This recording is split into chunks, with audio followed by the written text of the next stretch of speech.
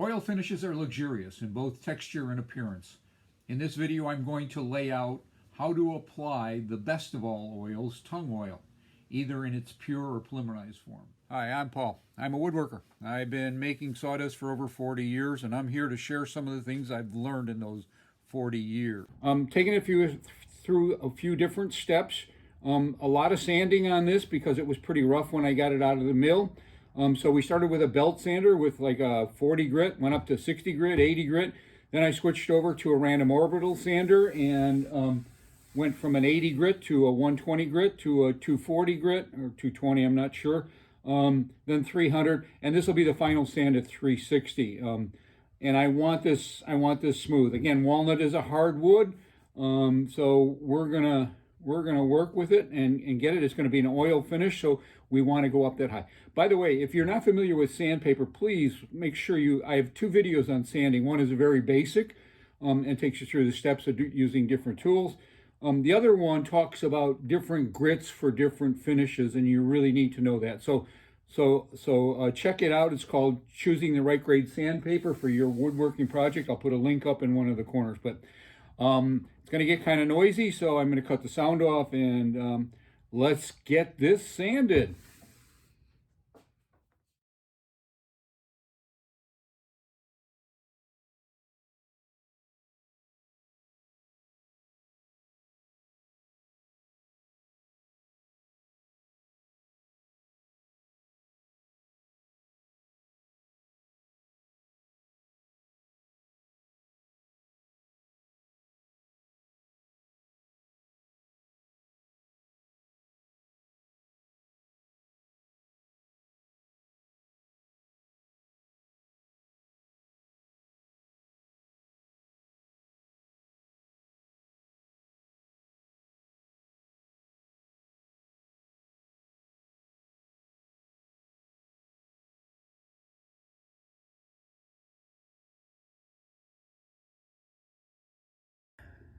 You want to take your time when sanding and when you're going to oil, and you want to go up to the smoothest grit, which would be the higher grits possible. Because what happens is, whereas polyurethane, lacquer, shellac, and varnish fill scratch marks, some scratch marks up to about a 180 to oil will accentuate scratch marks. So you need to be up in the 300 range. Ideally the mid 300 range, to remove all the scratch marks. Each time you sand, you take out a few more scratch marks on the wood. What I'm going to do now, I'm going to blow it out. So I'll use my air compressor. You can use a vacuum cleaner if you don't have an try to get all the dust out of it. Then I'm going to come by with a tack cloth. Tack cloth is just a sticky cheesecloth, and I'm going to wipe it down. And then my final wipe down will be a dampened rag with mineral spirits. And mineral spirits, the last one should pick up any of the dust that the other two miss. So it's real important that you get the dust out because we're putting an oil in. We want dust fills pores of the wood. Pores are little holes in the wood, so dust will fill those pores. What we want to do is we want the oil to get down into the wood, so we want those pores open so it can absorb it and suck it up. Okay, I'm going to do that. I'll blow it out. It'll get noisy, so.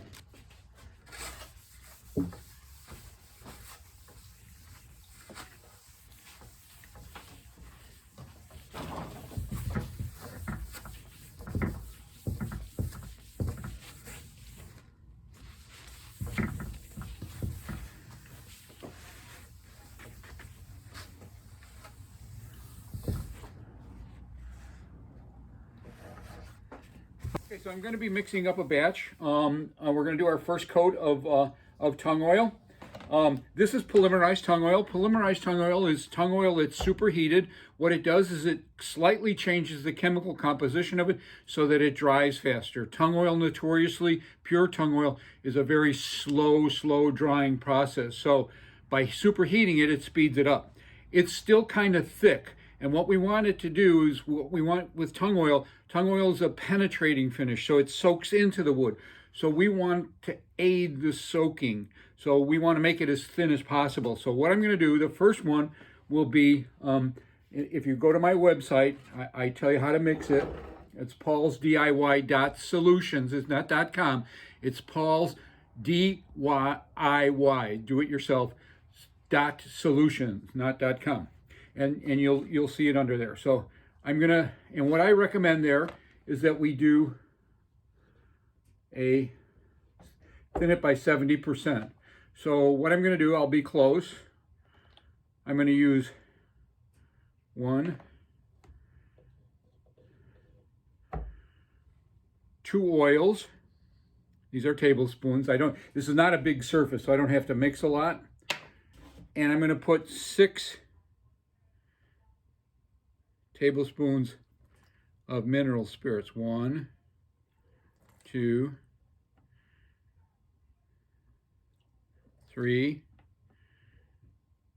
4, 5, and just a half, okay? All right, so that'll be for our first coat. The second coat, we're gonna add a little more oil to it, but for now, this is what we want. Okay, and we're just gonna liberally apply it. I want it very wet. I want this to soak in. If it puddles, it's no big deal. I want it very wet. So, okay.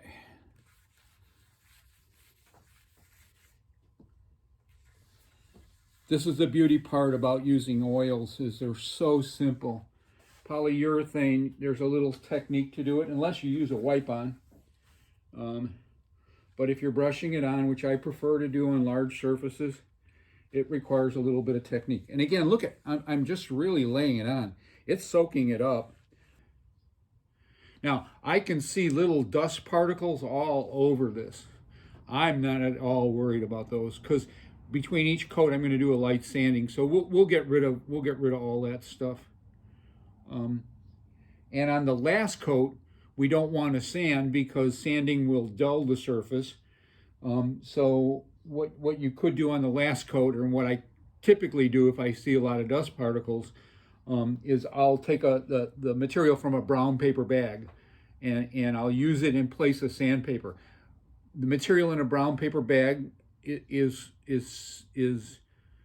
coarse enough to remove any surface flaws, minor surface flaws, not major, to remove any minor surface flaws, and it's fine enough so as not to change the sheen on the finish. All right, so let's wipe off the excess.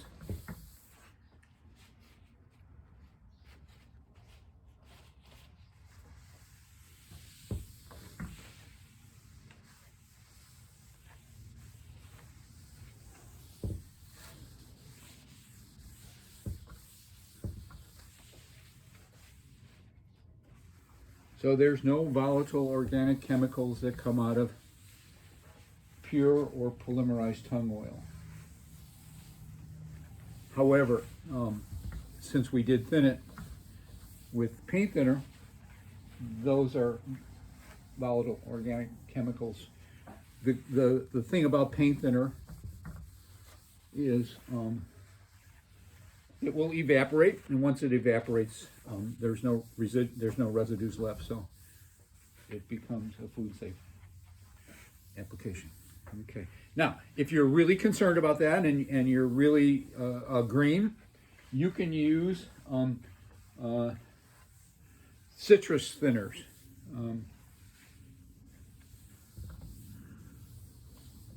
In place so that there are no threat of chemicals. Okay, so that's it for today. I'm going to let this dry overnight. We'll see what it looks like tomorrow. Probably do a light sanding and then come back and put our next coat on. All right. Take one. See you tomorrow. Okay, so we put on our first coat of polymerized tung oil. Nice finish. Looks nice already. But what I'm going to do is we're going to put on 3 or 4 more coats. So at this point, I'm going to sand. What I'm going to do is I'm going to use a 320 grit, and I'm going to slowly sand over the surface.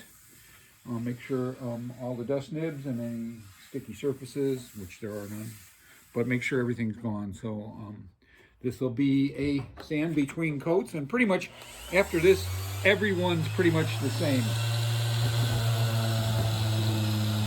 Again, the key with sanding, especially with a random orbital sander, is not to move too fast, because what happens is the orbits, the pad spins slowly, and it also kind of oscillates. And what the combination of the spinning and oscillation does is it avoids any swirl marks, sanding swirl marks. So you can see I'm moving about 1 inch per second, and I'm not putting any weight on it. I'm really actually just kind of guiding it. So I'm letting the weight of the sander do the work. All right, so I'm going to finish this off in fast speed, just so you don't get bored.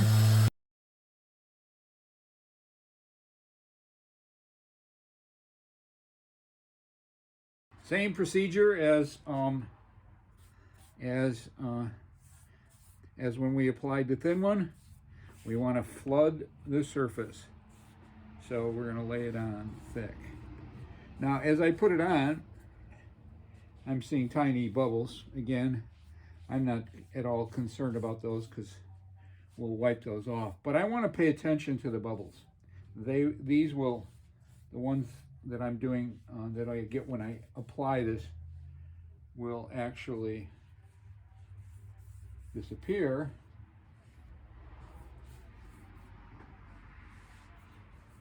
But new ones will surface. And I really want to pay close attention to the new ones, and I'll tell you why. That's kind of a gauge that we use to determine if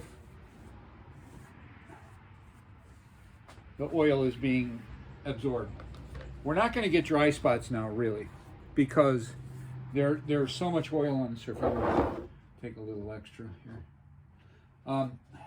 There's so much oil on the surface that it's not going to saturate in by its. Okay, so we flooded the surface.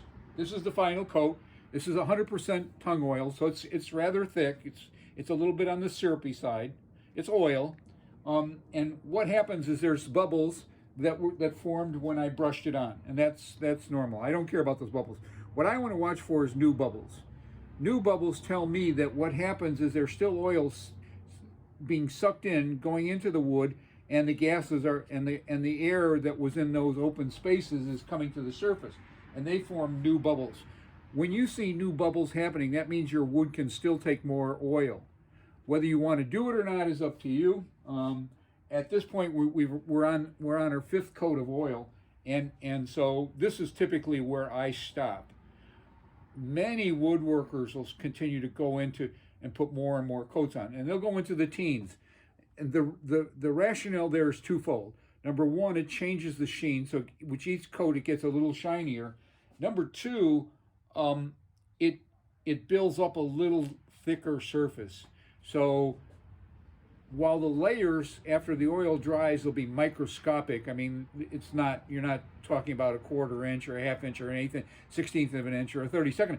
You're talking microscopic, very ultra thin layers, but it is layering on top of one another. So with each layer, you get a little deeper reflection, you get a little glossier shine, and you get a little more durable buildup on the surface. So it's up to you how far you want to go. I typically stop at 5 coats. So, okay, this will sit for 30 minutes, and then we'll come back and we'll wipe it off. In the meantime, I'm pretty sure I'm not gonna see any dry spots because the wood is pretty saturated. But I am gonna look for new bubbles during that 30 minutes. All right, see you back in a while. Hey guys, thanks for watching. So our project turned out pretty good. I'm real happy with it. I don't know if you can try to hit the reflection of from the windows from the sunlight, but all in all, it turned out really well. We did the front side in pure tung oil because it's food safe, and this is a cutting board.